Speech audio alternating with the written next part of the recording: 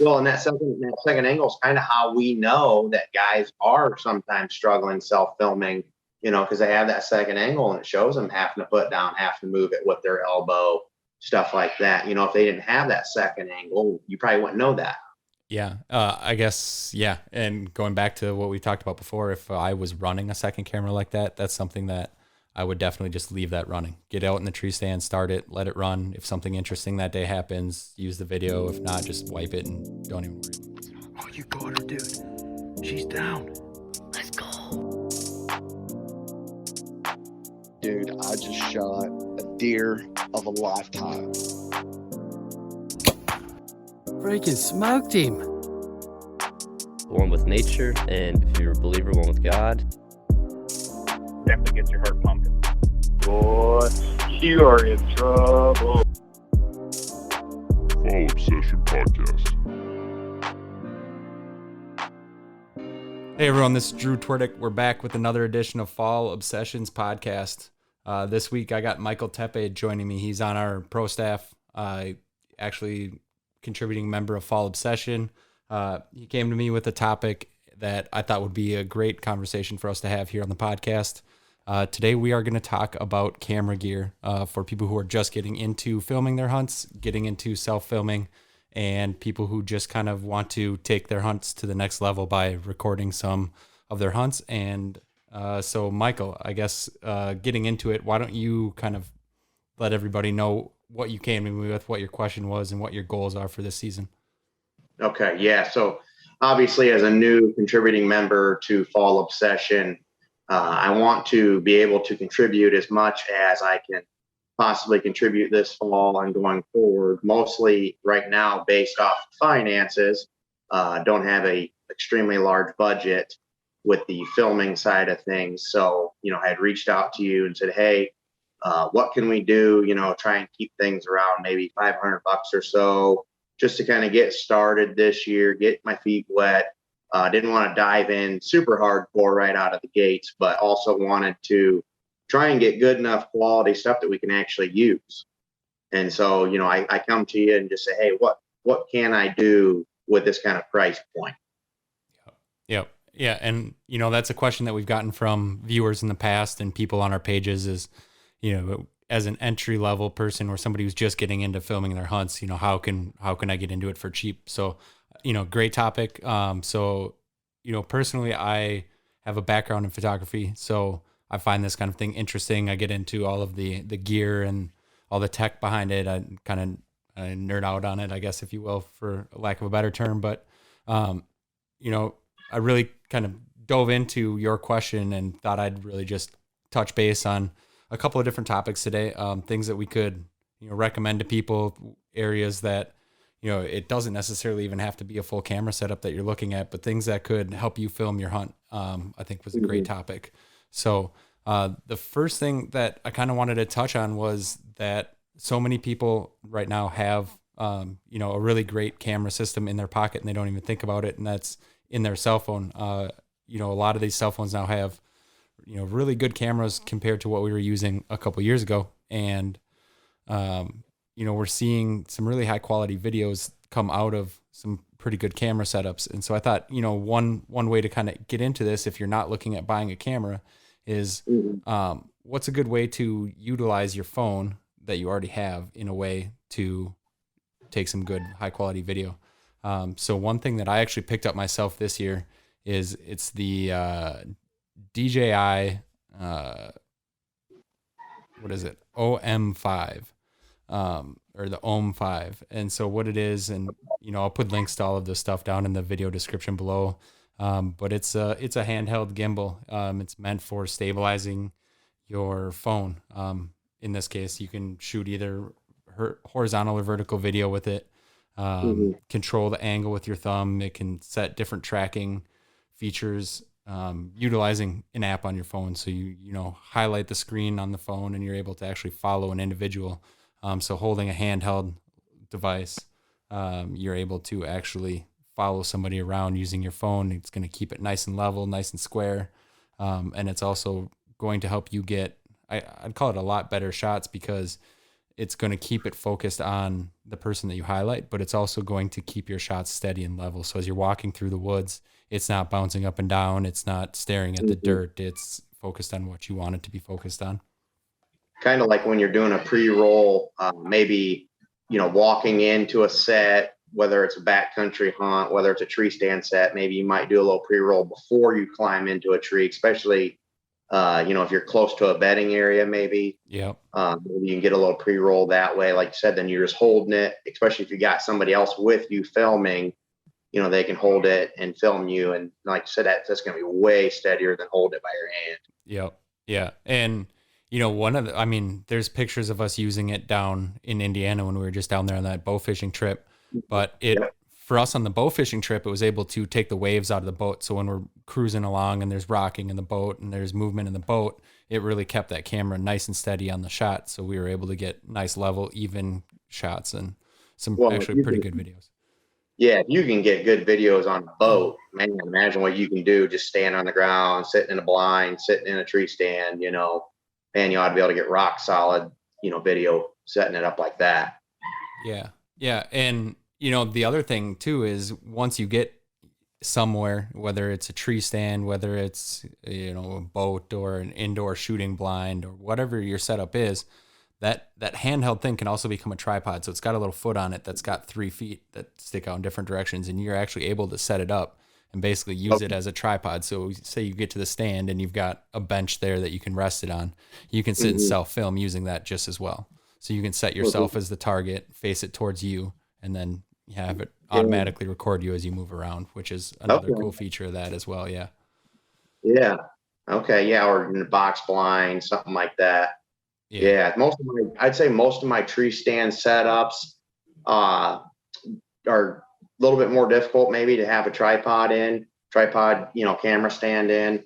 But like you and I were dabbling in a little bit earlier via text messages, I was really interested in the camera arm setup that you were telling me about, because I'm thinking, man, get the camera arm set up, get your actual phone set up right in there. That just seems like you said, we got such good quality phones nowadays. A lot of these cameras are such good quality, a lot of 4K cameras now, and just why not utilize it? You got it on you all the time, whether it's a good thing or not is to be debated for something else. But, might as well use it instead of going out and spending. You and I talked a little bit about it before, to get a decent, or maybe above average type quality camera to be able to film what you're looking 800,000, maybe 1,200. Yeah. And that may not even get you all the bells and whistles with it. That's just kind of getting you going to start out. Right. Exactly. And not everybody wants to do that. Not everybody wants to go in first year and dump $1,000 on a camera. And then time you get all your accessories, you might have $1,500 into it and not even blink. Oh, easily. Yeah. Easily $1,500 by the time you start looking at getting, then camera lenses and your stable arm and, all of the other things that we're going to talk about, that you can take what we're going to discuss today and step it up and extrapolate it, right? So if you do have a bigger budget, there's definitely options in what we're talking about, but this same gear is going to be helpful for everybody. So with this gimbal, there's definitely options if you get into the SLRs, right? And you're shooting a more professional body camera, or even in the mirrorless systems, there's definitely bigger gimbals that are going to work for you, by the same company, actually by DJI, who makes other versions for SLR cameras that I actually use as well. But so what we're talking about today is kind of, you can extrapolate it across all price ranges. I guess the next thing, like you'd already talked about, tree arms. So last year we actually worked with a company called Fourth Arrow camera arms. There are other companies on the market that make similar products. But essentially what you really want to focus on is find yourself a nice sturdy arm, right? That's why we picked Fourth Arrow. That's why we like their products, is because at the end of the day, they're very sturdy products. If you look at them, they're heavy duty built. They can hold quite a bit of weight on those camera arms up there, and you're not going to see all the shaking that you would on a lighter weight system. What kind of system is that to actually hook to the tree? Is that a ratchet trap system? Is that a pull tight strap? What are we looking at there from a noise kind of deal there? Yeah, from what I remember, it's an actual tether arm, and I don't think it's a ratchet as much as it is like a pull tight and kind of locks into place or snaps into place to tighten up. That may change as you go up into the heavier duty arms, but just looking at, you know, the lightest option that they have is that batten arm kit. That looks probably what you'd want to get if you were going to be filming with, you know, your phone or a smaller camera or something like that. Again, under $100 for that. The other option that you do have if you hunt out of like a climber or you have a ladder stand or something like that is they have something that'll actually lock onto your armrest. So rather than having to attach to the tree behind you, you can attach to the stand yourself or that you're sitting in. Gives you kind of that option to get out in front of your face, and kind of puts it right there where you can reach it a lot easier. Okay, I was kind of curious about that. You know, here on the homestead, the wife does a lot of hunting out here with me. And for her to feel safe, she likes the buddy stand, the full enclosurement around, you know, when you're sitting down, you're basically everything from your chest down, you know, is hidden and covered. And so she loves those buddy stands. And then I go with her a lot. And I was kind of wondering, you know, as we were discussing it, like how would the camera arm system work on some of our trees back behind me? You know, is it going to be long enough to potentially swing around now that you're bringing up this option of coming right off of the railing, basically, from what you're making it sound? That sounds very appealing for that style of hunting that we do here. You know, if I was wanting to film my wife or something like that. Yep. Yeah. And it's a very lightweight system by the looks of it as well. It's just a single arm, single pivot point. It's called the Rex arm rail kit. A little bit more than the other kit, you're like $150, but the bigger thing there is the way that it ties into your stand. So that's where the added cost there is. Again, the way we were talking about extrapolating this out. So if you're looking at getting a bigger camera system, bigger whatever it is, they do have heavier duty versions. Some of them have up to 3 different pivot arms. So like you were talking about, being able to put it on the tree behind you and have that camera arm kind of reach out and around you and be able to move it without hitting yourself. They do have options for that. Yeah. Okay. But as far as portability, now that's something that is it something that's very portable, or is it something that you're going to go in and put in a stand or a set before the season and kind of have it there sitting out in the woods? The other nice thing about those camera arms is that they use that universal thread. So the bottom of your camera, right? It'll screw into the bottom of your camera. So your camera is screwed in tight. It's not in a mounting kit. It's not in a vise. It's not in a clamp of some sort. It's screwed directly into there. Going back to that DJI, the gimbal system, if you unscrew the feet on the bottom of those and put it in, you can now mount your phone on that gimbal and have that on that same camera arm and be able to, as you're self-filming, have it track something. So as a deer comes in, you can set it and say, hey, this is the deer or the animal that I want to follow. And that camera arm or that phone is going to tilt and twist as the deer moves through the frame and follow that. So yeah, you know, you get into those situations. We've all been there trying to self-film or take a phone video or whatever you're trying to do in the stand. And all of a sudden the deer moves and it's out of frame and you're scrambling to try and make whatever adjustments you have to do before you shoot. I mean, you see that all the time, guys. You come to full draw, you think you're good. He walks through your opening, and next thing you know, you see guys, sometimes you'll see a guy actually use his elbow maybe to get in there and kind of move the camera arm. Or, man, it's so hard to draw back on these deer. I don't care how old they are. And obviously, the older they are, it's even harder yet. They're so smart. Yep. Man, imagine big mature buck, you got to lay down and move your camera again just to get them draw back. Oh my gosh, if you can get drawn twice on a mature buck, I mean, that's like hitting a lottery. So you kind of don't want to have to do that.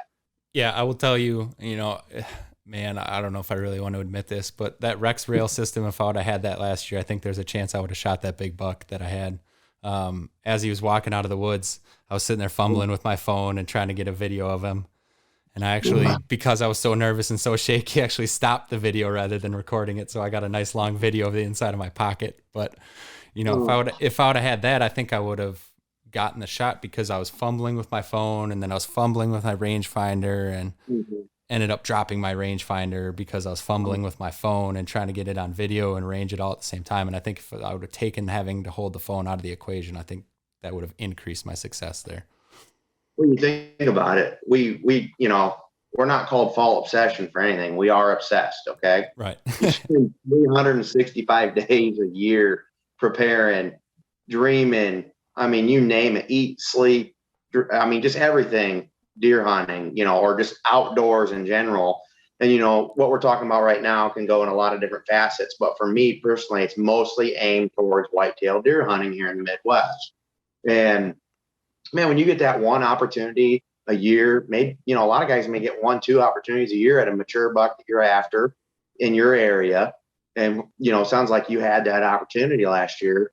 And it's like, man, you need all the stars to align to even get the opportunity. Now, I don't need to be worried about the equipment holding me back from being able to harvest this, buck of a lifetime, this dream buck, or just a good buck that you only get a shot at once a year anyways. I mean, it's so difficult to spend so much time and effort into this.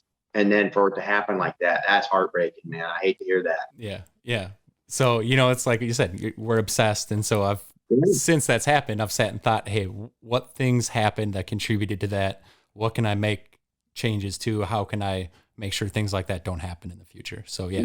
Absolutely. We're obsessed. Yeah, I mean, like, it happened once, it sucks and everything, but imagine if it happened again this year, same scenario, another nice buck. You're going to be like, man, I should have changed that before. I should have learned from last year. Yep. But it sounds like you did. You're going to take the precautionary steps to make sure that same situation doesn't happen again. I mean, something might happen, but if it's not the same situation, because then you'll really be kicking yourself for having to have 2 years in a row, man.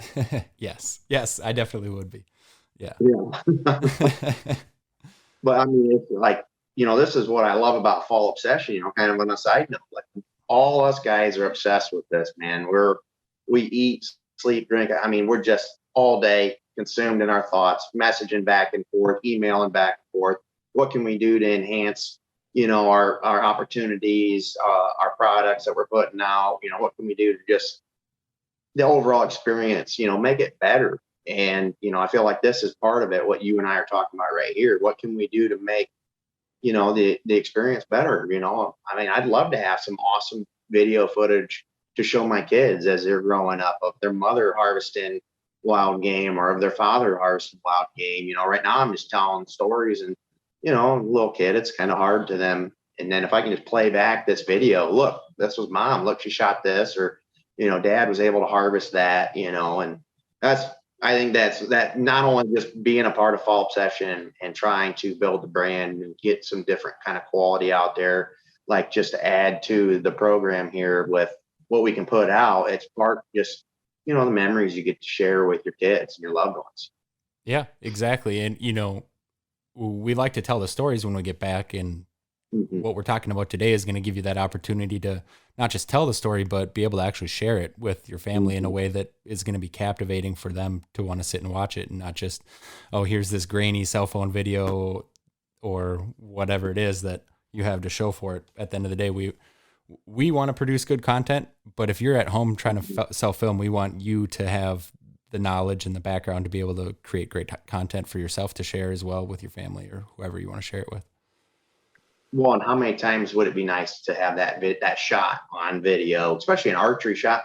A gunshot may be a little harder to, stop the frames to see exactly where the hit was at. But man, with a bow, a lot of times, especially with these lighted nocks, I mean, you got a pretty good idea what, when you replay that back, and how many times you shot a deer without a camera rolling and you just start second guessing yourself. As soon as that deer runs out of sight, you don't see it drop.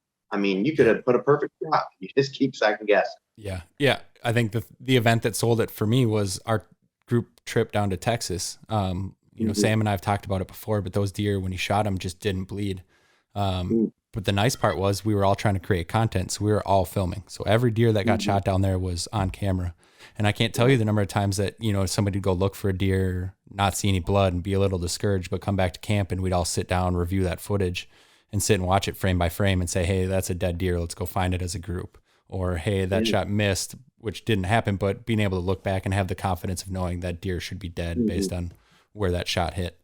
Yeah, it's something that, going back to the antelope hunt out in Montana with Chester and Sam, unfortunately that shot hit in no man's land on that antelope, and in real time, it looks like a great shot. And even reviewing it on the camera, it looks like a great shot until you go frame by frame by frame, like you're talking about. And then it's like, okay, that hit in the white portion. So it's a little bit above that horizon line that you want to shoot for. And, it could be a long track. So let's give it overnight, come back and look in the morning.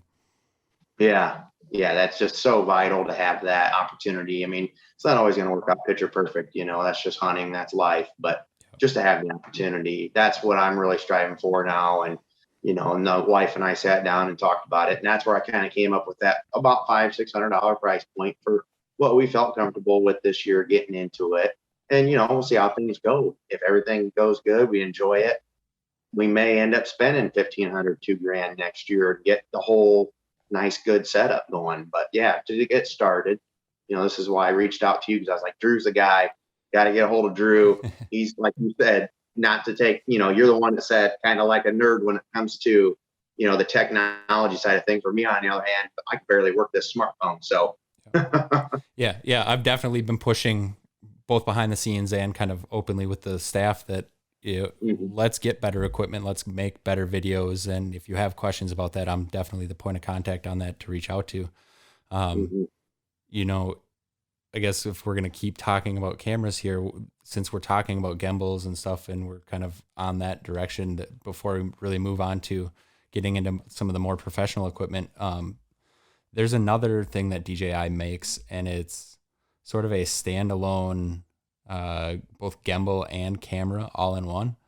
And it's called the DJI Pocket 2, and it shoots in 4K video. So if it's something where like you're looking to only create video, if that's your next step, is you're not really concerned about taking photos, you're not concerned about anything really besides like, man, this year I'm going to go out and I'm going to shoot video of every hunt, and I'm going to self-film myself walking in and doing the recovery and all that stuff, that handheld image stabilization, it's perfect for what you need. You're looking at like $300 for that. So it's going to eat a big portion of this $500. If that was, the only direction that you were going to go, it's not really something that I'd recommend if you're just looking to sort of buy a lot of equipment. But if that was very specialized, like, hey, this is the one thing that I'm focused on this year, that's a pretty cool piece of equipment. Okay. But then again, like we've already talked about, the option that includes being able to use your phone and accomplish the same thing. So when we're talking about being limited to $500 and having to adjust where that spend is coming from, I wouldn't really justify it in that $500 budget, but it is an option to keep in mind for people looking at a little bit more. Moving on from there, I think probably the next best thing before stepping up to a camera, say you've got the stabilization, you've got your phone running the way you want, making good videos. I guess the next step that I would recommend for people is really moving into your audio. It's something that we've noticed here is your phone does a great job of recording video, but it doesn't pick up the audio, both in quiet situations, like when you're sitting in a deer stand and you're trying to whisper because there's a deer there, or, when you set it up on the other side of the room and you're trying to film something from a little bit of a distance, it sounds really echoey and kind of like you're in a tin can. You can hear that distance in the audio. So one thing that I'd really recommend to people is picking up a wireless mic, like a wireless lavalier mic is what you're going to look for on Amazon. You've got options all the way from $40, which is like a Bluetooth connective option, to Rode makes a really nice option called the Go 2. And you're looking at about $200 for a starter packet there. So, anywhere from that $40, which I know is, I think Todd actually just picked up a set of those, just the Amazon wireless lavalier mics. Yeah, I think he told me it was about like $60 maybe by the time you get taxes in there and stuff, what the model that he got anyways. And and I know he got 2 mics that came with his. So yeah. And I mean, if you go back and you watch the difference between the episode that he shot without those and the episode that he shot with those, there's a huge difference. And, for $60, that's a great improvement that you can have, being able to have that mic just clipped right here to your shirt while you're sitting in the deer stand and your camera's over on that camera arm sitting there. It adds that audio quality, so people are going to be able to pick up what you're saying in that video. Well, especially like you said, if you're out deer hunting or something where you really do have to pay attention to your noise, you don't want to be talking like you and I are talking right now, you want to be able to whisper a little bit more and pick up that audio. Yeah. Yeah. And then I guess with that microphone too, one of the things you want to think about, since we're talking about it, we don't always hunt when there's no wind. So get yourself a good, like really fuzzy mic cover, to really cut down on that wind gust sound. The kind of the bigger and the fuzzier, the longer the hairs on it, the better it's going to sound in those high wind situations. So when you're sitting there in the stand, they come with the foam ones, but they also have that option of getting for a couple extra bucks. You can get they're kind of windproof or whatever they are covers. That makes a lot of sense there. Yeah. Yeah. So it'll really cut down on the wind. It gets rid of that like wind in the microphone sound that you hear. And it really, because once the leaves fall off the trees, man, it's nothing to get a 15, 25 mile an hour wind day. And I could definitely imagine that could definitely block and kind of screw up some of your audio. Yeah. Yeah. And the other thing people don't think about either is they get up in the tree. So you throw that on and you're wearing a sweatshirt and, walk out it's, you're warm walking to your stand, and then you get out in the stand and then you get cold, and then you put the jacket on over that mic, and now the mic's not going to pick it up. So if you are going with that wireless mic, make sure as you add layers, you kind of adjust and move it. You want to keep it kind of that outside layer just right by your chin. So. Okay. Yeah, that makes a lot of sense. Yeah, that sounds like one of the investments that with my price point, that's a done deal. Got to get a mic. Yep. And the nice part is with them being Bluetooth is you can connect them right to your phone. So if you are going to be shooting with your phone, like we've talked about, it's a cheap option to get you connected to your phone wirelessly with a microphone as well. Yeah. Yeah. If you are going to be shooting, for people we're talking about, the bigger setups or the next step up, right? So if you're shooting with an SLR and you're shooting with a bigger lens, one thing that I like to throw on top, Rode makes it's just called the Rode Go mic. I think it mounts on top, right on top of the camera. It doesn't show up in any of the shots, but it picks up all the audio. So when you're standing there doing an interview with somebody and they're a couple feet away from you talking to you, it picks that audio up great. If you're out just doing, day-to-day activities, it picks that audio up good. It does struggle sort of in loud environments to really isolate that sound. So if you're in a noisy environment trying to talk, it's not going to do the best. If you're, in a deer stand and the camera's farther away from you, it is going to pick it up. It's what I used in Texas for that Texas staff hunt. So there's, clips where Andy and I are talking to the camera that you can go back and hear that. And it picks up the audio really well in a blind. That might be a little different on a windy day. Yeah. Okay. That makes sense. While you're talking about adding stuff onto your cameras and stuff, on my notes here, I was also talking about the lighting. Yeah. I know you and I briefly talked about that when it came to more, like you said, maybe a post hunt. It's dark out in your evening, do a little post hunt, maybe a recovery video. So what are your ideas for that? Yeah. So, a couple options here. They do make camera mounted lights. They do make lights that, run in conjunction with your camera or powered off of your camera. Really one of the things that I've found works better than anything else for really cheap is just go to, whether it's Northern Tool or your local auto parts store and get just one of those like square array LED lights. They usually have them for like shop lights or working on something, usually battery powered. The one I have is probably 2 inches by 3 inches. So they're not huge, but it puts off a lot of light, and being able to hold it somewhere besides directly from the camera. So if you're able to hold it off to the side or up higher or even down lower, depending on the circumstance, right? You're able to get better lighting than just the light on your camera. If you're trying to do like night shots with your phone, the light on the camera is pretty tough on people's eyes, and being able to like lift it up and behind you or sort of above the camera so that they're able to look in the camera and not be blinded by the light is going to give you a better shot as well. It's also going to kind of broadcast light. So if you're out there doing that recovery video and you're trying to get a good video of your deer in the field during that recovery, having more light to kind of sort of set the scene and cover the grasses and the deer itself and the body of the deer, rather than just here's the face of this deer and some antlers that are shining in a dark scene. So really just sort of light that whole scene up and let the camera pick up more light. Okay. So is that something that you would use for the tracking also then while you're tracking? Is that something you would do? Just kind of maybe, like in my situation where I'm using a phone, just kind of holding the phone, have it off to the side of it, help light up the trail, as you're tracking the blood trail or something. Yeah, exactly. Anything that you can light up or anything that you can videotape and light up, it is going to be a better picture at night than trying to rely on shooting in low video. Okay. Also, I know you and I talked a little bit about this. Some guys don't have as much space on their phones with the drive, like maybe a Google Drive. I have a Samsung phone.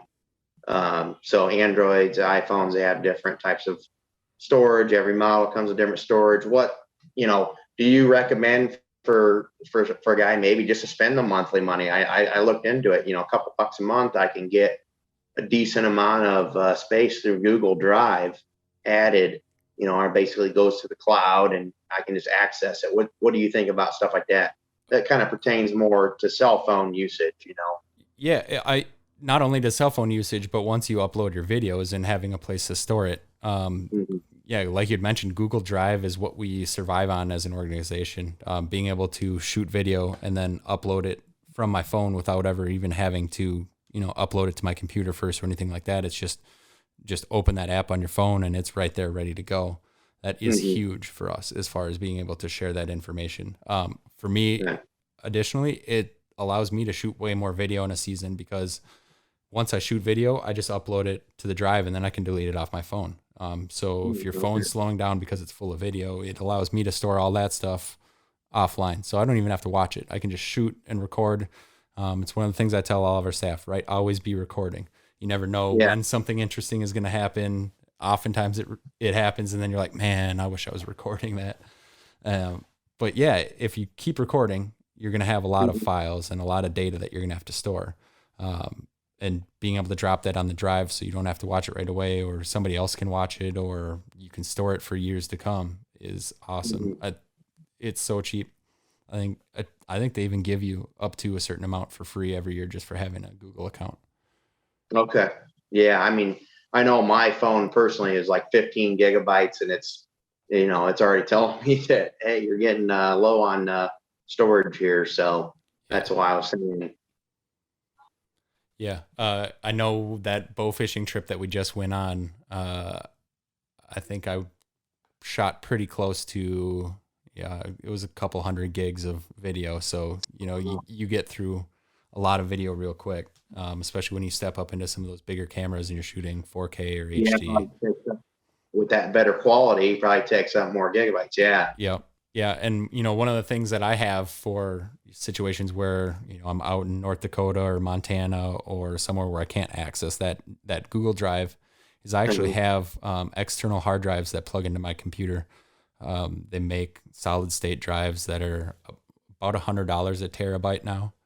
I actually just picked up a 2 terabyte storage device for about $200. So for me, that'll last all season. I'll be able to shoot as much video as I want, upload all of that on there. And, I can just set that aside. And anytime I want to go back to it, say I want to go back years later and, kind of reminisce on a hunt, all that stuff is stored and can pull that up. Well, you could, sounds like you could potentially, if a guy didn't want to buy a new one every year, correct me if I'm wrong, you might be able to just take everything off of that drive, now put it into a Google Drive, maybe erase that drive, boom, you're good for the next season. Now you don't have to spend $200, if you don't want to. I mean, exactly. Yeah. It's not something you have to buy every year. I mean, I shoot way more video than I think the average person. So, if I had to guess, an average person, a terabyte of video and photos would be more than enough to keep you shooting and videoing for several years, if not more. Especially if you're looking at using, one of the smaller cameras we're about to talk about, or if you're using your phone, then storage like that should be no issue for you. Okay. Yeah. What is your thought on a second angle? You see a lot of guys using second angle cameras. Maybe it's a Tacticam, maybe it's a GoPro. I mean, it could, some of the guys spend a little money, maybe even just a little bit lower quality camera. Yeah. We've got a guy on staff who is a part of the Tacticam team, Heath, and man, he brought one of those out to that bow fishing event, and that thing was sweet. He had an external mount, so it didn't have to be mounted to his bow or to his gun. It should just clamp on, just like we're talking about to take that video. And man, that thing, he was able to get some cool angles. The fact that he was able to put it kind of right on the edge of the boat, right in the edge of the water, was sweet. So yeah, I looked into them a little bit. They got some of them, like you said, you got a clip on it, like a adjustable. I don't know what you want to call it. It's like a piece of metal, basically, right? Yeah, like a flexi snake or something like that is how I'd kind of describe it. Yeah. Yeah, even though it's kind of wrapped in a plastic coating, but yeah, then you kind of move it, like you said, kind of snake it around however you want it to take the video. I know, like you and I talked about before, you don't necessarily want that to be your go-to filming equipment, just because it is such a wide, pan, and it doesn't zoom in as much. I know some of the newer ones, like the 6.0 cam I looked into, that one has a zoom in now, like up to 8 power. Yeah. So yeah, I think there's definitely settings for them. I think the guys that use them for waterfowl hunting and mount them on the guns, I think you get some cool shots there. That's a difficult sport to film, fast moving birds. I think it'd be sweet to shoot some upland game with that sort of thing. I've used GoPros in the past. Things like waterfowl hunting is cool. You can go out and you can set them in the decoys. Use the remote control on your phone, where you're able to use the app on your phone to start them and stop them as there's birds working. I found that to be really cool.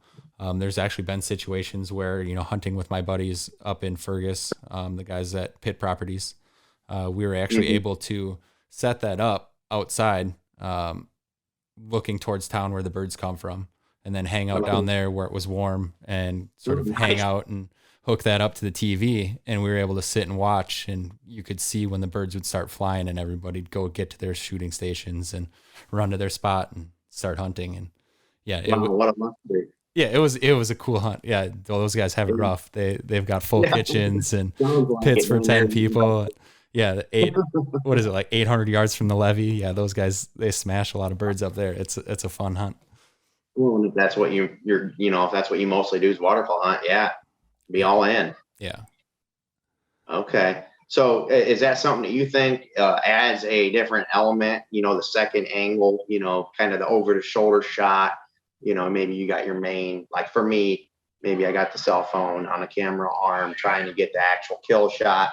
Maybe you got a Tacticam off to the side, kind of getting, you draw back or, whatever else is going on, to kind of what's going on behind the camera type of deal.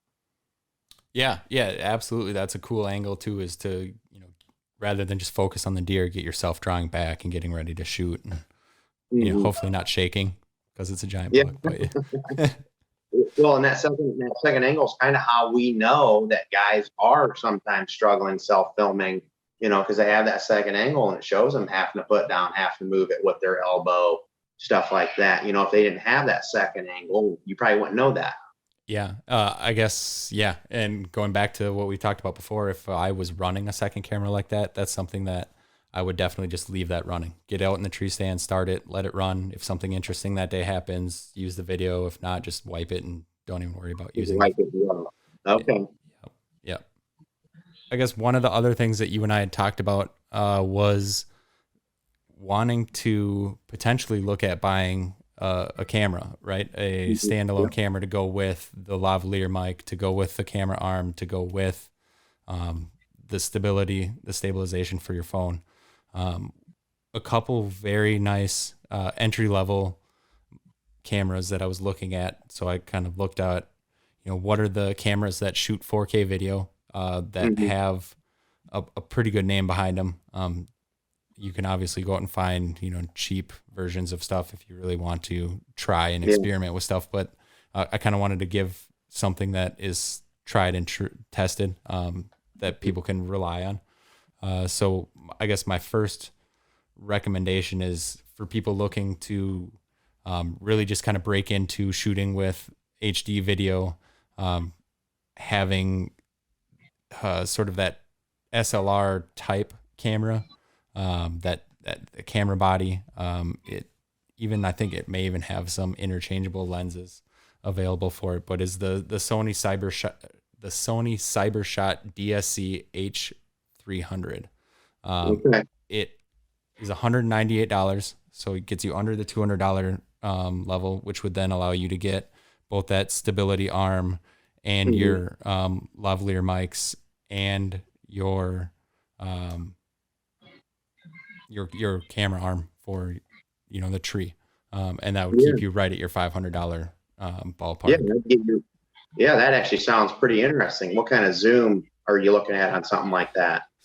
So it says it comes with an optical zoom of 35x, which is the equivalent of a 4.5 to a 157 lens.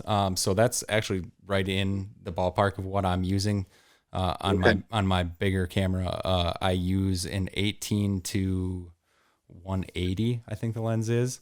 So it's right in the same as far as being able to zoom that I'm getting on that bigger camera. It shoots up to 720 HD video, so it's not going to give you that full 4K, but it is going to give you high def video. So as far as going back in, being able to review your film, have a nice video to share with friends and family, even be able to host it if you want to make a YouTube video or share it on your social media, the quality is going to be good enough there that people are really going to be able to see a nice video. It's going to allow you to take still photographs very well too. So if that's something that you want to do, is get into that still photography, it's going to allow you that option as well. It also does have the LCD screen on the back. So, if you're out in the field and you make that shot and you're trying to review it on the actual camera itself, you don't have to bring that file back to a laptop, back to a viewer, whatever it is, to take a look at the video. It's something you can look at it right on the camera itself. Yeah, so I think that would be a great option if you pair it with the other stuff that we're talking about. I think if you're not as interested in getting into sort of that SLR body, and you can get into some of those point and shoot cameras that have digital zoom. So it's not going to give you the optical zoom, but you are going to be able to get some digital zoom. Again, the quality is not going to be as good since you're not shooting. It's a different type of camera, right? When you're dealing with optical zoom, it's all happening digitally. It's not the lens itself taking the zoom. So that's where you're going to see a big difference between, some of those point and shoot cameras that are still going to be able to make decent video and getting into something that's more like this. I think the next step up from there, so we're jumping from $200 to $350 here, is stepping over to the Panasonic, and that's the Lumix. And this is going to bring you up to 4K digital video. So it's the Lumix FZ80 if you're looking for it. This one has 60x zoom, so it's gonna zoom in even further than the other. I think that gets you up to about the equivalent of like a 200 millimeter lens. So a little bit more zoom out of the lens that comes with it. It gets you into that full 4K video at 30 frames a second. So you're not getting the 60 frames, but it is the 30 frames. It's going to pick up those shots in real nice high def. Again, you're looking at like $350 here. So, if you're looking at your budget and you only have that $500 to spend here at this $350, you can get yourself a camera arm, you can get a cheap lavalier mic, and you can get this camera, and there's your $500. Yeah, and that's really not bad, honestly. Like we had talked about, if it was the right setup and we had to spend a little bit more than $500, let's say $600 or something like that, we were okay with that. It's just more of, ballpark figure wise, let's just see where we can be at in that range. And can we shoot good enough quality video that we can actually use, like you said, on our YouTube channel, where most of the video is actually being taken in by our, consumers. Yeah. Yeah. And, talking about this now as an option. So say you go with this camera and you get that camera arm from, Fourth Arrow, and you have everything set up. Well, now you have your phone as an option, right? So now going back to what we've talked about before about the second camera angle or whatever it is, now just go buy yourself a cheap camera clamp, and you can mount it to your arm rail on your stand and get yourself a second camera angle. put it on a Mhm. tree or on a strap that you have behind you, we're able to mount it there and get that over the shoulder angle like you were talking about before, and really be able to then have that second camera angle without spending any more money. Yeah. Yeah, keep you in the same price point. Now, something that just come in my mind, it's a little bit off topic. I mean, it's still camera related, but the exact topic we're on. When you start getting in low light conditions, okay? Obviously you see it all the time when you're watching these hunting videos. I mean, when do the deer mostly show up? That big guy usually shows up with 10, 20 minutes, maybe if you're lucky, a half hour before dark. And what is not only just having good quality lighting, good quality video to be able to show everyone, but what about the lighting? Like I'm thinking on my phone, for instance, whether it's second angle or the main angle, how do I keep that? What do you do? Just turn your brightness down on your screen so that way you're not reflecting light back. Is that something that you're worried about when you have a standalone camera like you're talking about for $200, $350? What do you do when it gets low light? Does that adjust on its own? Is that something you adjust? You can set it to automatically adjust your screen. Usually if I'm filming and it's getting towards dusk, I have my brightness all the way down. I usually also run one of those privacy screens.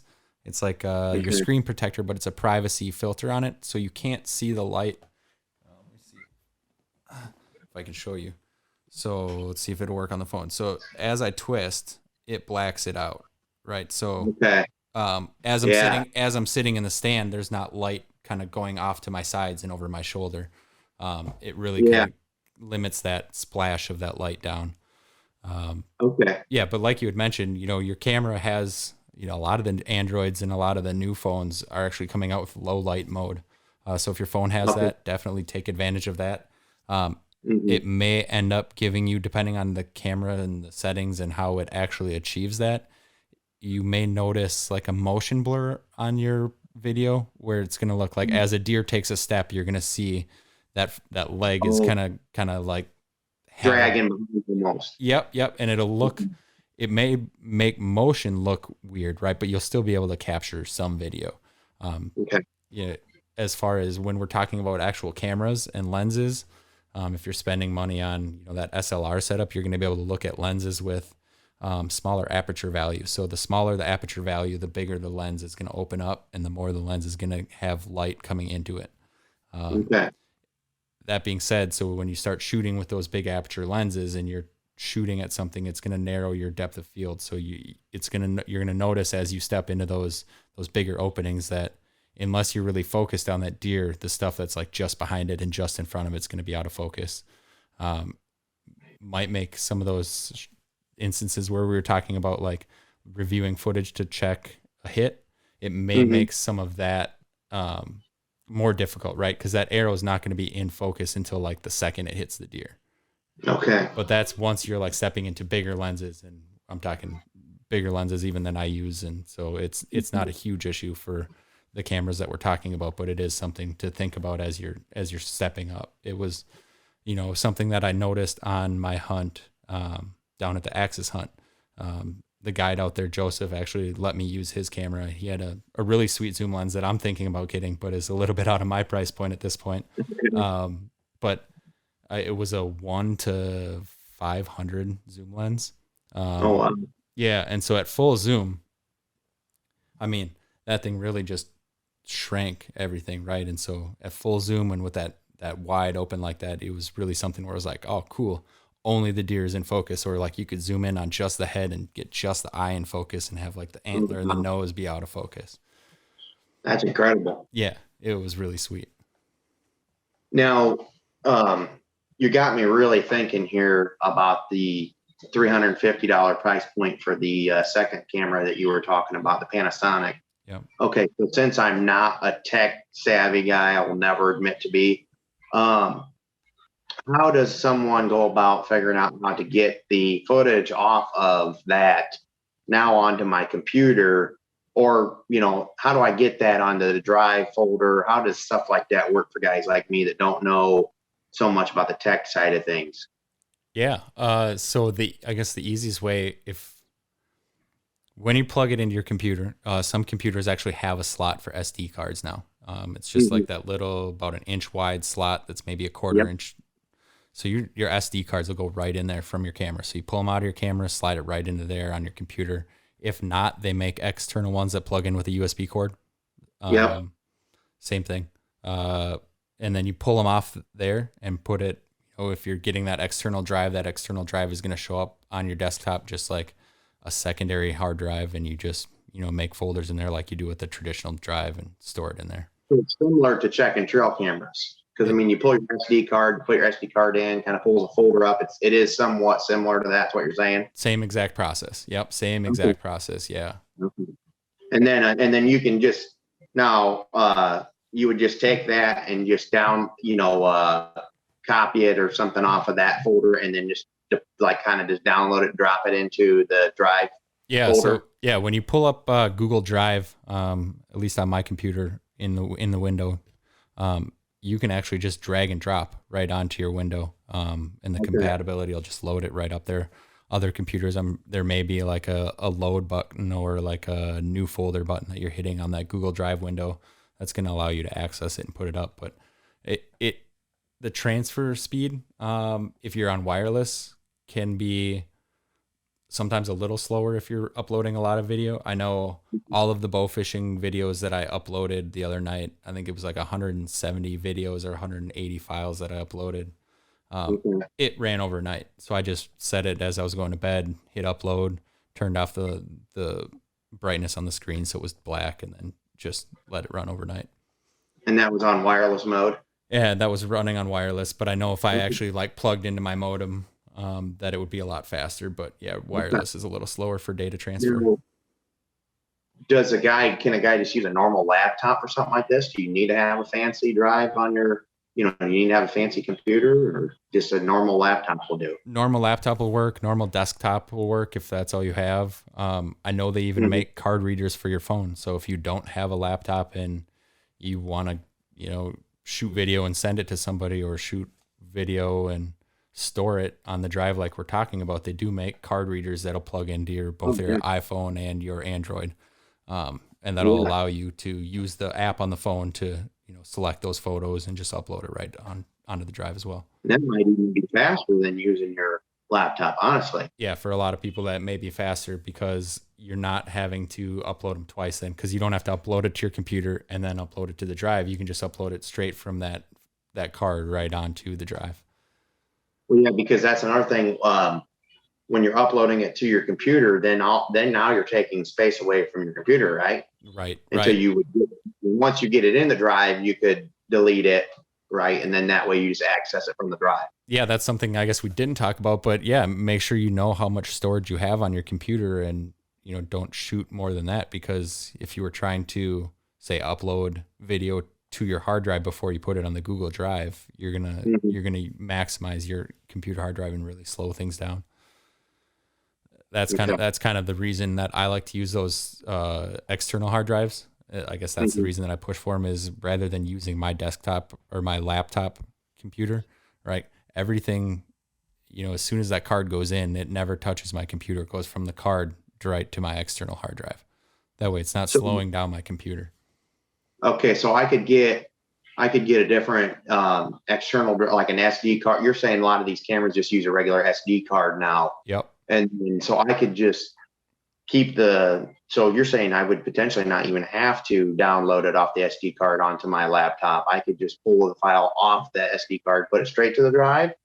Yeah, if you have that plug from your phone, like if you have that, whether it's a lightning cable adapter or USB-C adapter or whatever, but they make SD card readers that are for your phone. Yeah, I've seen them for guys using them for trail cameras even. But you're saying that wouldn't be an option though. If you take the SD card, plug it into your actual laptop, you would need to download it to the laptop itself before you could move it to the drive. Yes, before you can move it to the Google Drive, I think you have to put it onto your. I may be wrong, but I think that you have to pull it off your SD card. But I could be wrong there. But yeah, it's just. There's options for everything, right? You can change things however you want. I think one of the bigger things that kind of goes overlooked, we've talked about SD cards and trail cameras. Everybody's got SD cards laying around. Yeah. But the ones that you're going to want to use for these cameras are actually a faster card. They come in different classes, right? And they make, I think I'm probably wrong on this, but it's class 4, I think, is the ones that you want to use for shooting HD video. They're faster, right? You want to choose the fastest ones, they say right on them, for shooting HD or 4K video. Okay. Yeah. Well, I noticed some of my cellular cameras now are requiring better quality SD cards than your non-cell cameras. So it's probably even better quality yet than those. Exactly. Yeah. Same thought process. It just, with those big files, right, as you go to write video, because you're shooting higher def video, your file sizes are bigger. So you need a faster card that's able to write all of those files as you're recording. Okay. Okay.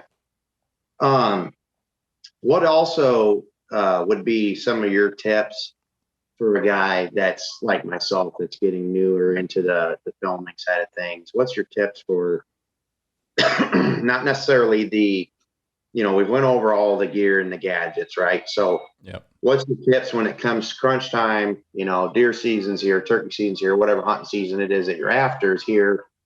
It's time now to get this camera out, get your phone out. What's the kind of, crash course, let's try and avoid headache type of tips that you would have for something like that? First and foremost, I would not wait until the day of season to start using your camera gear. I would get all of that ironed out. I'd find interesting things to videotape and shoot and practice all of the uploading and all the whole process, right? Go out and pretend like you're on a hunt, shoot the dog running around the yard, whatever it is, upload the video, get all that practice. That way, if something goes wrong, you've got time to ask people, hey, this is the problem I'm experiencing. I can't get my card to upload. I can't get my computer to connect to the drive. And there's people that'll help you with that through different steps of the process, but don't wait till the end for that to happen. I've been guilty of it myself, right? I was driving out to Montana 2 years ago for an elk hunt and decided I was going to buy my spotting scope on the way out to Montana, and ended up buying the display model, just the box. So no spotting scope. So I got out for my elk hunt and didn't have a spotting scope. So I'm speaking from experience here, not just throwing that around. Well, we've all been there, life hits and you get busy pretty quick nowadays. So yeah. I think the other thing that I would tell people, I tell it to our staff, is always be recording. If you have the money to buy that camera, make sure you have enough money in your budget to buy 2 SD cards, the biggest ones you can find, or the ones that work for your setup.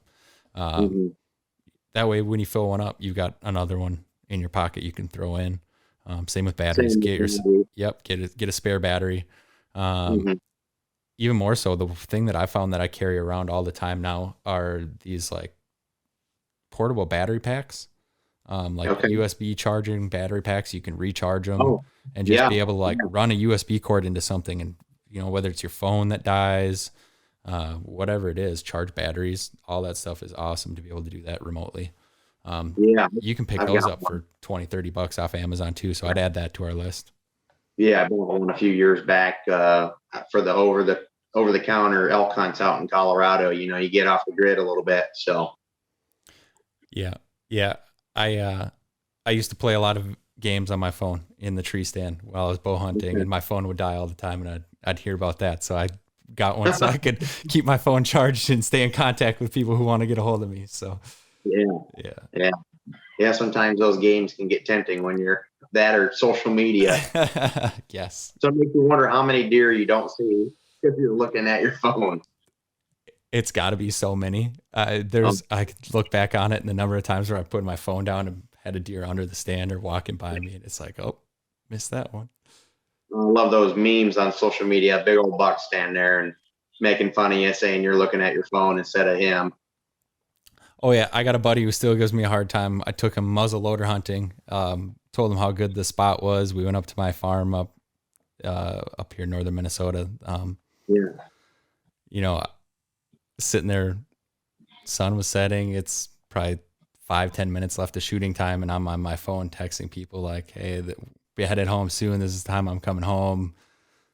Going to put my phone away, and it was full brightness, and so it took a second for my eyes to adjust. And as soon as they adjusted, I sit and there's 5 deer probably 20 yards away from me just staring at me because I was all lit up by my phone. So that was when I started turning the brightness down and got that privacy filter.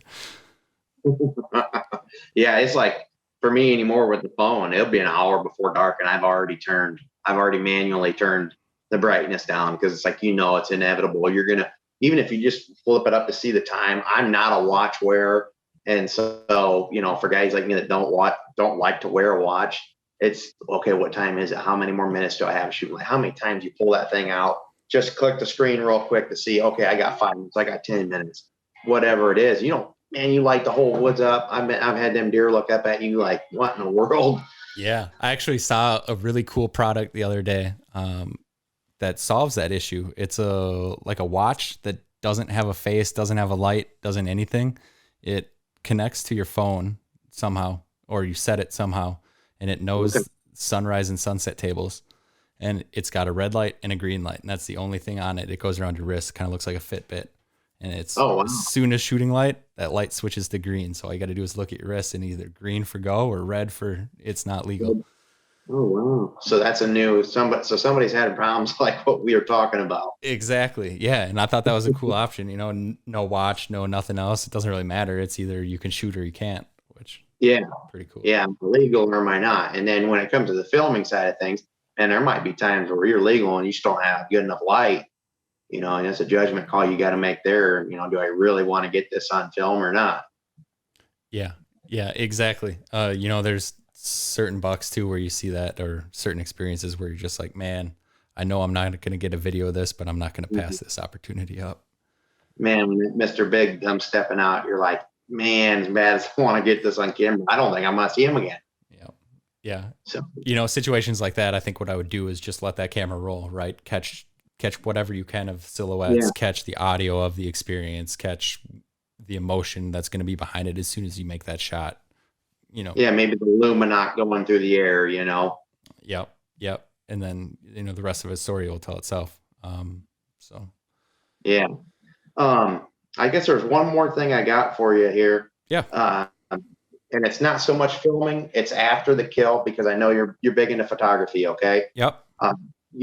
I've been terrible about this. I look back at some of my, quote unquote trophy, kill pictures, whatever you want to call it, the grip and grin, however you want to say, but the harvest photos and some animals I'm very proud of actually. And I'm like, man, I did not take the time to make that what it could have been and what it should have been. Yep. So what's your tips there? What's your kind of process when you go about taking those photos? Yeah. So me personally, I like to take a couple pictures before I move it, like just walking up to it, the way it died, the way it's laying there in the field. Like the pictures you guys saw, my axis deer was right where it died. From there, put it in a place that's going to capture sort of the essence of the spot you're at. So find a good background that kind of represents where you're at. It'll remind you of the hunt. I like to take the pictures before I gut or field dress the animal. It looks nicer. There's not blood all over it. The other thing too is, say you're after a big one, throw a bottle of Windex in your truck. It's something that people don't talk about a lot, but if you shoot one and you've got blood running down it, take that Windex, and that Windex will actually clean the blood off of the fur and out of the fur. It'll kind of turn it blue too. So you got to wipe it all out. But if you get it all out, it cleans off the blood and you'll get a nicer picture that's not all bloody, and you'll be real proud of. The other thing, make sure you're looking at what way the sun direction is. Put the sun in your face or kind of on your side. Don't have it be behind your back. If it's behind your back, you're going to look like a silhouette and you're going to lose all your definition, all your color. Okay. Yeah, I guess the only other thing, and we talked about it, but I'll just beat it to death, is keep filming, right? Don't stop filming. You never know what the important part is or what part you're going to wish you had filmed later. Well, another thing about you're talking about a Windex, and having children here in the TP household, we've got still one in diapers, unfortunately. So looking forward to the day when that's over. But the baby wipes, I've thought about using those before when it comes to cleaning that blood up, and then maybe you don't have that blue left behind from like a glass cleaner type of Windex type deal. So then you can just wipe it off and get the blood off for that pretty picture, you know? Yeah. The other thing you can use is vinegar. So it's more about the acidity and the ammonia in it that is actually getting rid of the blood. So, you know, the acidity from the vinegar will help take that off too if you're worried about using the blue from the Windex. But I mean, it comes out. You just got to dry it more than you think you would. First time I sprayed it on there and did it, I was like, man, that looks funny. And then you just keep wiping and it'll come out of the white belly fur. Okay. All right. Well, thank you. Yeah, I think that was the last thing I had written down for you that, you know, I really wanted to pick your brain on, you know, just for better quality. Yeah. Yeah, definitely. And, you know, as we're sitting here talking, I'm looking at my screen and realize how dark it had gotten. So, you know, prime example of where that light would come in handy and what a difference that would make. So, yeah, I could just notice that myself. Background behind me started out and it was daylight. Now it's dark. Yeah. So. Yep. Yeah. It's getting darker early and earlier. Fall's coming. Yeah. Oh my gosh. Well, you know, here in Southern Michigan, the weather we've had this August has been, I'm not going to say cool weather, but it's been mild weather for, man, August here in this area. It's nothing for it to be 90s every day and just humid as all get out. And just, then you walk outside and you feel like you just hit a wall at 6 a.m. and it's been 75 to low 80s almost the entire month. It's getting me ready. Yep. You know, before we go, anything you're looking forward to this fall? Oh man, just looking forward to my first fall being a part of Fall Obsession more than anything. It's just got me really juiced up, really jacked up for the season. Just, you know, just excited to get out there and represent what we're trying to do as best as I possibly can. Yeah, I've got a few bucks that I've got a few bucks that I wouldn't mind, you know, if I get an opportunity at here in northern Indiana, where I'm actually from. It's northern Indiana. We relocated to southern Michigan. The reduction zone opens up September 15th. So this is kind of why I got a hold of you when I did. I'm like, we're running out of time. I'm already procrastinating, right? Yep. And I don't want to be doing what you're saying, you know, going out for a hunt and getting good footage and then, oh crap, I did something wrong. We can't even use it, or it's not even existent. Yep. And so, yeah, I've got that coming here shortly. So it's looking like here within less than a month, I'm going to be hanging in a tree, and I'm so excited for that. Yeah, I think we all are. It's that time of year. Yeah. You got much stuff going on here in the next 6 weeks or so, or? Yeah. So, you know, early goose starts in North Dakota real soon. Then we got goose opener here in Minnesota. Early goose season and early teal starts September 3rd. So we'll be hitting that hard. And then, September 17th, I want to say it is bow opener here in Minnesota.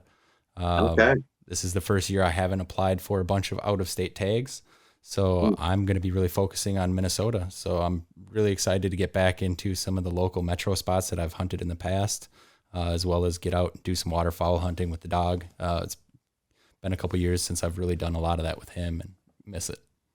Yeah, I used to have a dog too, waterfowl hunt. Now it was more about the dog there towards the end than it was the actual waterfowl hunting for me. Yep, definitely. Just watching them work.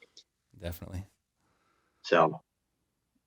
All right, awesome. Well, hey, Michael, it's been great sitting down talking to you about this. I think we answered a lot of questions that you had, but also questions that our viewers at home have had. Anybody at home, if you have more questions, feel free to reach out to us. You can hit me up at drew@fallobsession.com, or even just get a hold of us on our social media pages. We're happy to answer questions for anybody, especially about tech and gear and creating videos.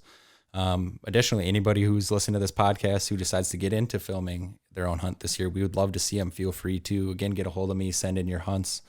We'd love to see both your kill shots and, you know, some of the background of how you guys hunt in your area. The only other thing I got to say is that this week's episode was brought to you by Ridge Rock Hunt Club. Derek and Lacey do a great job of putting people on some of their bucket list hunts. If that's something that you are looking to do or get into, or have, you know, just want to find out more information from them, reach out to Derek. They are great people to work with. Again, Ridge Rock Hunt Club. That wraps us up for another episode here at Fall Obsession. It's been great. Michael, talk to you again soon. Stay obsessed, man. Yep, you too.